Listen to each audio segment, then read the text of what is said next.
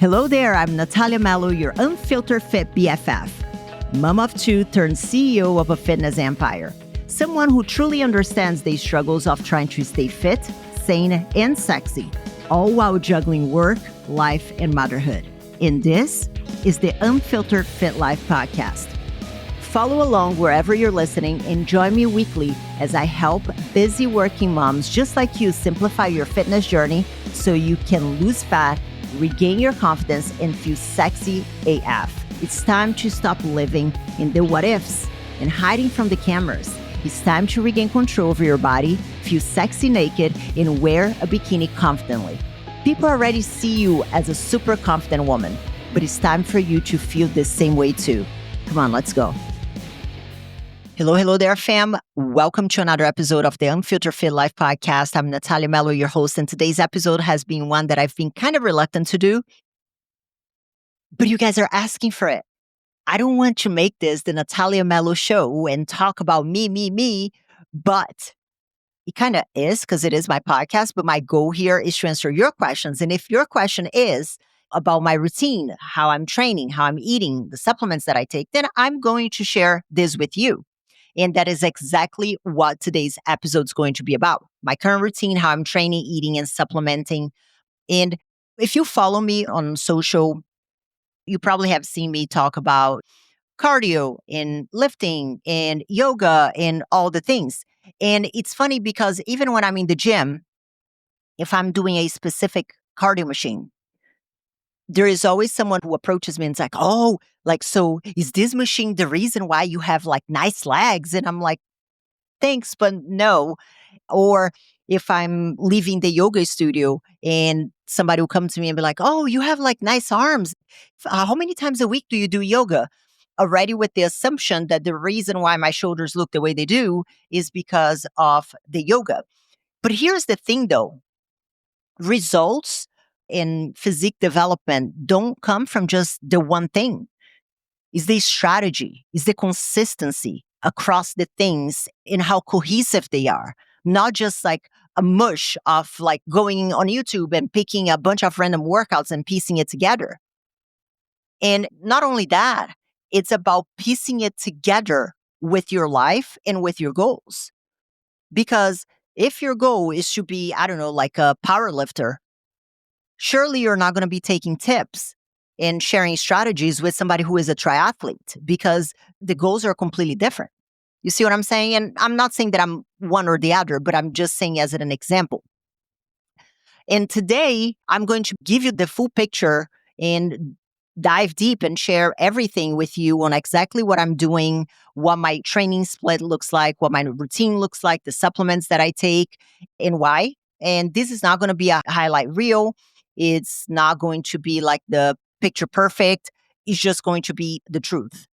And one thing that I want to remind you once again is that this is my routine. I don't want you to listen to what I'm saying and be like, oh, there is no way that I'm going to be able to accomplish my routine because I'm not able to train in the same frequency that Nathalia does. So see, that's never going to work for me. I do not want you to compare your reality to my reality because my reality right now is very different than it was when my kids were very young and we moved here to Texas with no help. They were like 9 months old and under 2. At the time, I was lucky to just get a workout without somebody climbing on me. Now they are more self-sufficient. We have a better routine. They are in school. They go to after school. So my life is set up in a way right now that allows me to perhaps dedicate a bit more time. There are seasons with work that it's busier and maybe I have to reduce some days my workouts to like 10 minutes, if that. So that's one thing that I want to make it very clear that I don't want you to come into this episode with a comparison mindset, maybe with a research mindset. And that is the first thing that I would like to ask you. What season of life are you right now? How much time can you realistically commit to training and to your fitness? Because staying consistent with a little bit is much better than going balls to the walls for like a couple weeks and then crashing and burning and doing nothing for a couple years, which that's what I see a lot of people doing. So now back to the Nathalia Melo show. I'm going to talk a lot about me, and I'm not sure I like it, but here we are. So right now I'm in a season of life. At the time of this recording is around June. My kids are off school, but they are in summer camps. It's busy, but it is not like crazy, crazy busy, because normally in the summer, our members are traveling and, so it's not crazy, crazy busy. We have some traveling coming up. It is busy for us in the sense of there is a lot of organizational things for the Powerhouse Summit that's coming up, which is our in-person event. You can find the link in the show notes, but it is a manageable busy. And my fitness goals right now, a few months ago, I started a little experiment with myself. I've always been a big advocate of not liking the idea of bulking.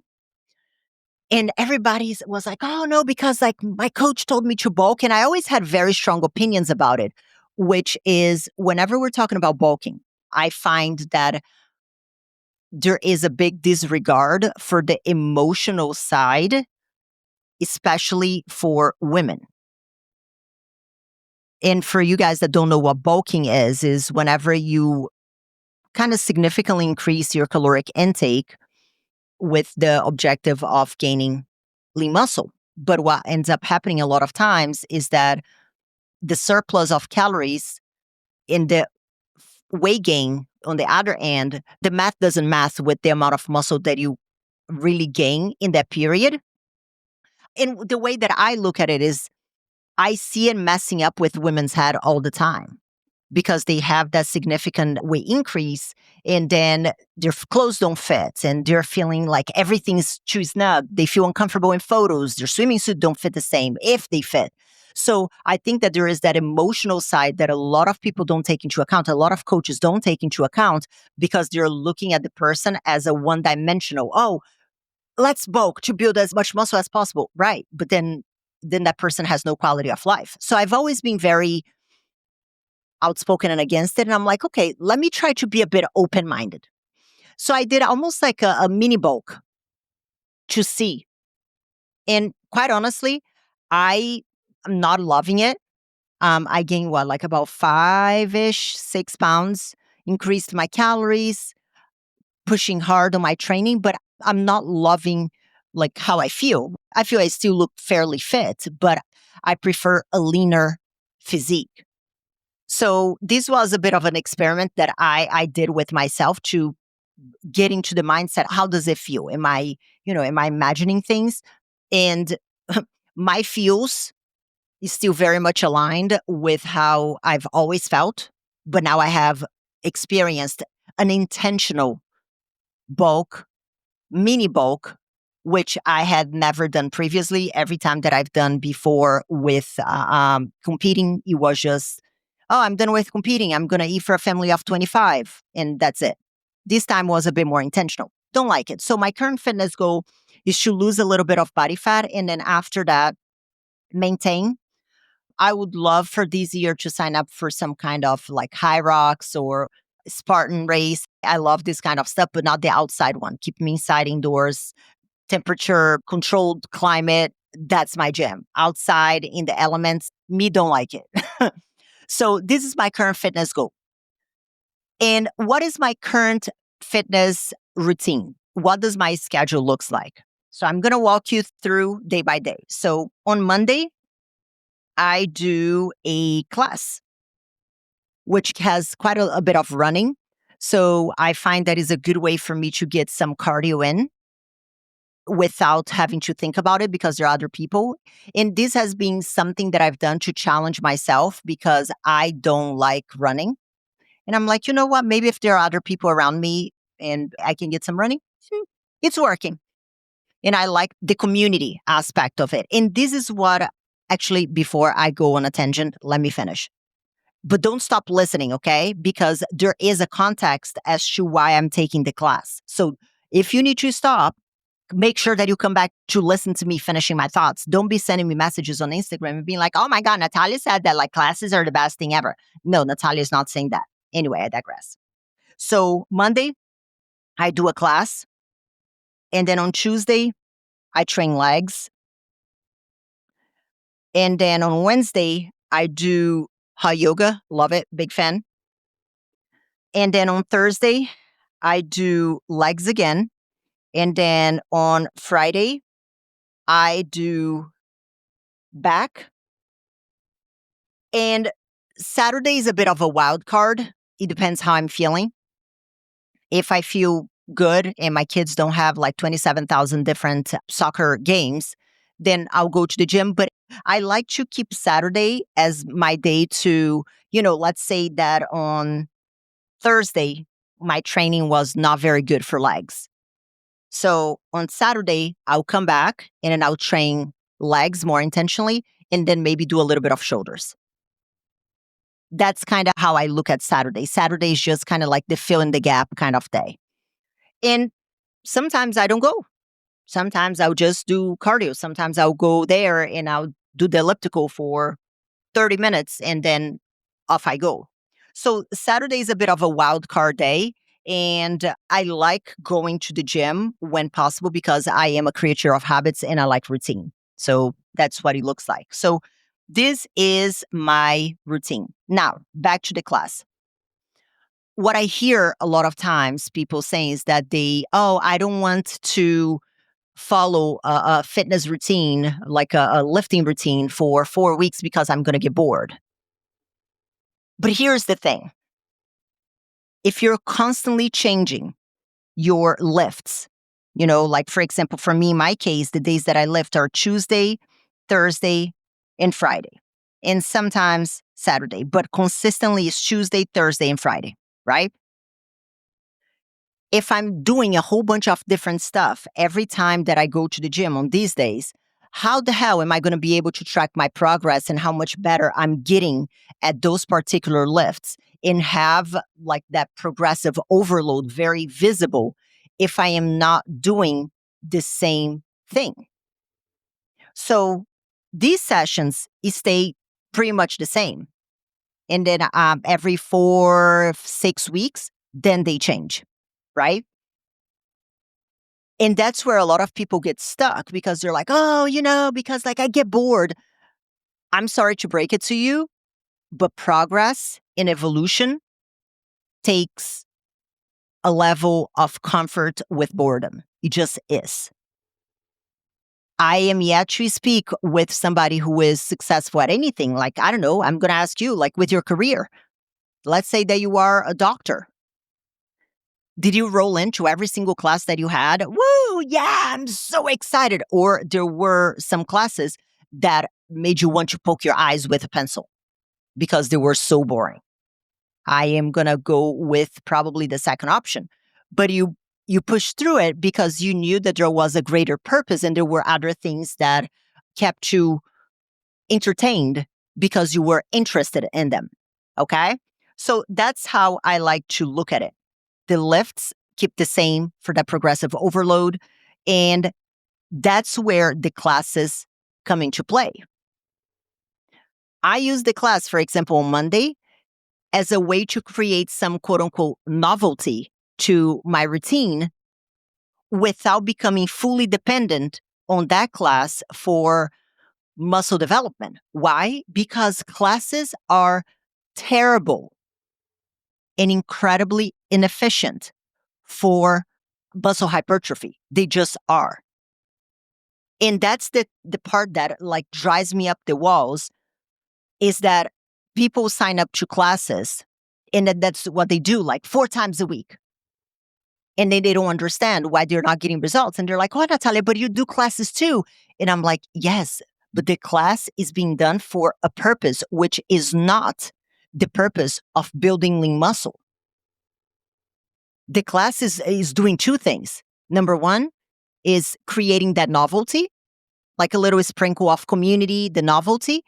And it's also helping me with running, which is something that I do not enjoy. So I'm getting with a group so I can get better at doing that. Is there some lifting in that class? Yes. Do I look at that as my kind of like big lift with aggressive progressive overload? No, because every single time it changes and I cannot track shit that changes all the time. So this is something that I would like for people to understand. If you take anything from this, I want you to remember that classes are a tool to help if you're like a little bit bored or if you want novelty, if you like the community, that's cool. But classes will not give you the results that you want from a muscular development standpoint because it is very difficult for you to track progressive overload, how much you're progressing, how much you're lifting next time. And a lot of times there is very little rest time in between things. It's just doing shit as fast as you can. And it almost works as a cardio with weights. So if your goal is to build lean muscle, classes are not it. So stop saying that you're going to burn boot camp to build muscle because you're not. I'm going to like M25 to build muscle. No, you're not. Stop it. Okay, rent over. Let's carry on. And this is why my routine is structured that way. I am very hyper, as you probably can tell. So having that yoga class on the Wednesday, I also find it very helpful in the middle of the week to help me recenter. It helps me with flexibility. It helps me with challenging myself again with some novelty. The movements, the handstands, the inversions, all that kind of stuff that there is some novelty associated with the yoga class and the mind aspect that I find that it helps me not from a muscle development standpoint, but from a personal standpoint. So that's the intentionality of having it there. And this is built to fit my life, not too complicated. And I find, for example, Mondays, I'm just coming off from the weekend. I don't want to really think about what I'm going to do. So I just get on a class and I get told what to do. Great. Suits me fine. That's my intentionality. That's how it fits my life. That's why I wanted to break it down, what my routine looks like, because I don't want anyone to think that, oh, she does yoga, then that's why she looks like that. Oh, she does that class, that's why she looks like that. This is more for the other tools of the toolbox that are not necessarily for the muscle development or even for fat loss, really. It really is to keep me interested. And it's not about going balls to the walls for that 1 week. It's about, staying consistent and finding the routine that works for my life. That way I can keep on showing up. Another thing that I like to do is like pick classes at a time that are early. So it forces me to be at a gym at a certain time in those certain days, because maybe I have something that I have to be out of the gym at a specific time. You see what I'm saying? So these are just ways that I incorporate other activities within my training schedule, not because they are the best for my goal, but just because they fit the current circumstance that I'm in without being delusional and thinking that they are the things that are going to help me build muscle, because I know that the things that are helping me build the muscle are the Tuesday legs, the Thursday legs, and the Friday back. And one thing that I covered, but I believe that is very important to talk about, is that I don't do program hop, meaning I don't go from this 6 weeks here to 4 weeks here to it is an intentional programming of my lifts, of my hypertrophy focused days. They are done in a very intentional manner for the goal that I have at the time. And that is one thing that I see people doing all the time, is like program hopping, going from this one thing. And then, I'm only going to do classes and I'm only going to do yoga and I'm only going to do this. It doesn't have to be an absolute. And that's one thing that I love, for example, about the Powerhouse Academy. And this is not a plug. I'm not trying to sell you anything. I'm literally just saying is that a lot of our members feel the same way. And we are more than happy to incorporate, okay, you like yoga, like you have a yoga class that you like to go? Perfect. Let's incorporate that. Because I remember when I had coaches in the past that I would tell them, I'm like, listen, I love spinning. I actually want to get back to it. But I would say, I love spinning. And they're like, oh, no, you can't do spinning because it's not good for you. But I like it. Not that I'm going to do spinning every single day, but if it is something that you enjoy, how about instead of doing it 5 days a week, that is not really going to align with your ultimate goal, we reduce that to 2 times a week, but you still have it. So I think that that is one thing that is important is don't program hop and try to reinvent the wheel with a completely different strategy and go from coach to coach because you're going to have too many cooks in the kitchen. And it is okay to utilize different modalities to support different aspects of your life, of your health, of your well-being, but also having clarity on what your goal is. For example, for me right now, my goal is to lose some body fat and to continue to build lean muscle and maintain it. So I need to have a very good and consistent lifting routine that supports that goal. Is cardio good? Yeah. But if my goal is fat loss, that is going to come mostly from the nutrition rather than trying to do as much cardio as possible because I don't really have time. And still on the lifting routine, apart from one day that my routine would be close to 1 hour, which is the Tuesday leg, everything else, like the leg routine on Thursday, I'm looking at about 20, 25 minutes tops. It depends how much messing about I do on my phone, but I can get that routine done in 20 minutes easy. My back day on Friday, 20, 25 minutes. So it doesn't have to be the longest session of your life. It does not. And that is something that was very hard for me to come to terms with the background from competing, where I was doing cardio some days for, 3-4 hours and then lifting for another 2. It was a very big mind fuck for me to go from that to being okay with lifting for like 20, 25 minutes and not feeling like it was not going to work. But especially after having my kids, there were days that all I had sometimes was like 10 minutes. It still happens to this day. All I have is 10 minutes. Okay, let's do what we can do and YOLO. But it's about staying consistent. So don't think that just because you don't have an hour to work out every single day that you cannot get in shape. Because I'm telling you right now that a lot of my lifts are 20, 25 minutes. Apart from the Tuesday, which is a longer leg day. So don't be obsessing over staying in the gym forever and ever because you don't need to. Your training sessions do not have to be that long. Now let's talk about nutrition. So my overall approach to nutrition, it has evolved. And I think it's very important to talk about this because kind of going back to what I said in the beginning, you cannot compare your new beginning to someone else's middle. So right now, and it's about to change.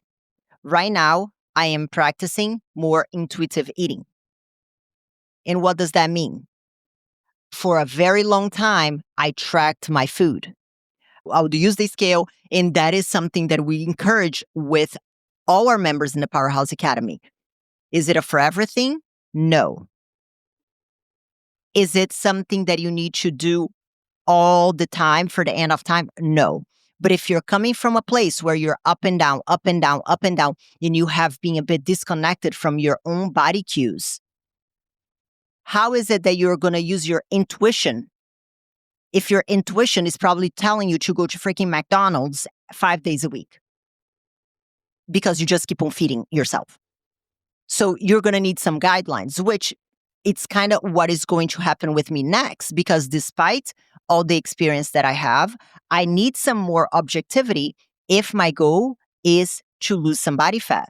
So starting next week, I am going to go back to tracking my food and being very intentional with what I'm eating. And I think that this is important to highlight because people think that they're always too advanced for the basics. Which kind of brings me back a little bit to the workouts as well. Like my workouts, there are no bells and whistles. I'm doing the squats in their variation. Sumo squat, hack squat, reverse hack squat, barbell squat, dumbbell squat, dumbbell sumo squat, like the different variations, but it is still the basics. Lunges, walking lunges, Bulgarian split squats or Bulgarian split lunges, however you want to call it, stationary lunges, back and forward lunges, barbell lunges. So you don't need all the bells and whistles.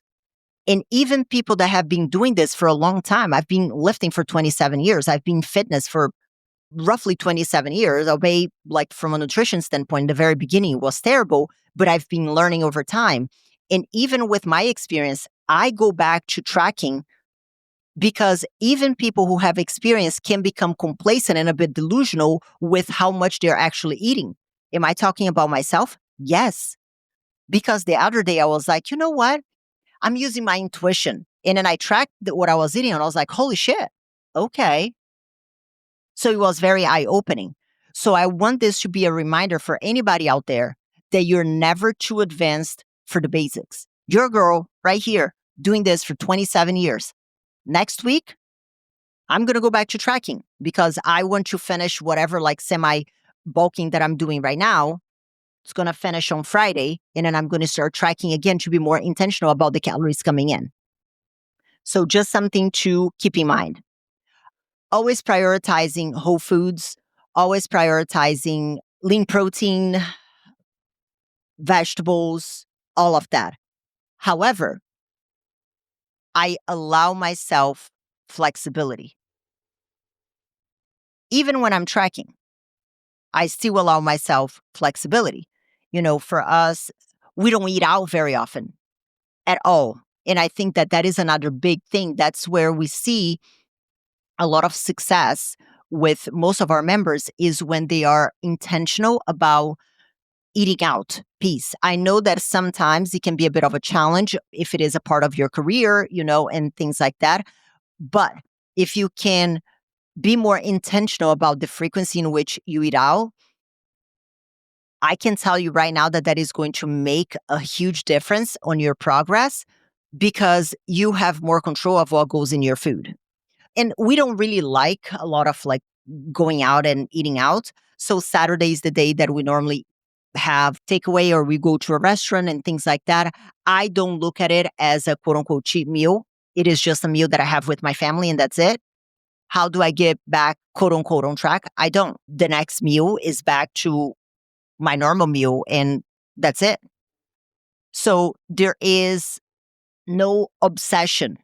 We have no conversations in our house about diet or I'm gaining weight or anything like that around our kids. There are no foods off limits. We have cookies in the house. We have chocolate in the house. We have ice cream in the house. Has it always been like this with the background that I have from extremes from competing? No. For a long time, I remember back in the day, I used to binge on prunes and almonds. I know it's ridiculous, but it's because it was the only sweet thing that I would have in the house and I would just eat the whole damn thing. So it's taken me some time to be at a place where I feel comfortable having these things in the house and it's so liberating. And the reason I believe that I have been able to get here has been because slowly I removed the idea of good and bad. And that's something that I want to repeat time and time again for anybody listening to this. It starts with the way that you speak. Like, oh, it's a cheat meal. Why is it a quote unquote cheat? Because cheat implies that it is bad. But if you're having a beautiful meal with your family and having a great time and enjoying and, you know, connecting, what is bad about it? You see what I'm saying? So I think that it always starts with the language that you use. And this has been something that I worked on for a long time. And it's very liberating to now be at a place. And I have been here for some years, but that we can have cookies in the kitchen. And I'm like, oh, there are cookies. For a long time when I was competing, I was able to do that. So I think it is very important to have this peace. And that's something that I talk about often in a lot of the presentations that I do. This isn't about just the body. It's about the peace that it brings to remove that obsession around food and around, you know, oh, is this going to make me gain weight? That's like all of that. And that's why I think it is very important to remove the negative language around food, like bad food, good food, like cheating or trying to burn off calories because you ate off plant. That is all nonsense. You do not have to do that. And that is normally how I approach my nutrition as well. If I overdo something and I'm like, oh, oopsie doodle, have a little bit more water, next meal as normal. I am not someone who likes to have 500 meals a day. I never have been someone that likes to have the whole 6 meals a day. Oh, you have to eat every few hours because it boosts your metabolism. No, there is evidence that supports that that is a load of crap. I personally don't like it. I find that it makes me obsessed with food because every few hours I'm stopping what I'm doing to eat. And I never liked that. So now 3 meals, that's what I have a day. And depending on the day, if it is a bit more of a demanding day or the kids have sports and dinner is going to be a bit later, we squeeze a snack there between lunch and dinner just to hold me over. And so I don't get to dinner like absolutely ravenous. But again, it is about finding what works for you and what makes sense for you in the dynamic that you have in your life. Now, next one is supplements. I am not a big supplement person, if I'm being very honest with you. One, because a lot of supplements, they make me nauseous if I take too many pills. Iron is one of them. I actually should take it because sometimes I can get low in iron, but I can't take a lot of the pills because they, like, even when I was pregnant, the prenatal ones, ugh, I always felt like I was about to barf everywhere, and it was not morning sickness from pregnancy. So I'm not someone that takes many, many pills. I do protein powder, especially if I know that it's going to be very busy and it's going to be a bit of a struggle to get all my protein in. I think that protein powder is a very good way. I like pre-workout, not something to take every single day, but I do like to feel a bit like a crackhead sometimes when I'm working out. Judge me. I don't care. I like it. And we're here for me to be honest.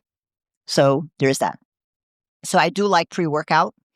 Magnesium, not regularly, but for example, if I'm feeling like I'm not going, number 2, TMI, sorry, as often as I normally do, I'll have magnesium and it works. Just make sure that you read the quantity right because I made a big mistake and I read 2 tablespoons instead of 2 teaspoons and it was not nice. It was not good.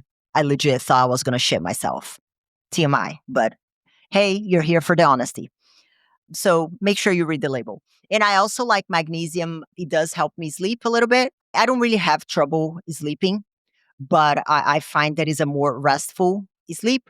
I don't take it all the time, but I do notice a difference whenever I do take with my sleep, especially if I've had a very crazy day. So these would be the main supplements that I would take. If I feel like I'm getting sick, I'll have vitamin C, but that's not consistent. And vitamin D. That's it. But the vitamin D that I take is only 1 pill a week. And it is like prescribed because I told the nurse practitioner that it makes me nauseous. So she prescribed the one that I can take once a week. It's great. So that's it. One thing that I am dabbling, and I'm probably going to do it because I want to become more knowledgeable about. So I'm going to be my own guinea pig on that is peptides. There are a lot of talks about peptides, and I don't want to be the coach who is against things that she doesn't like, that I don't know about, or to be recommending things that I don't understand.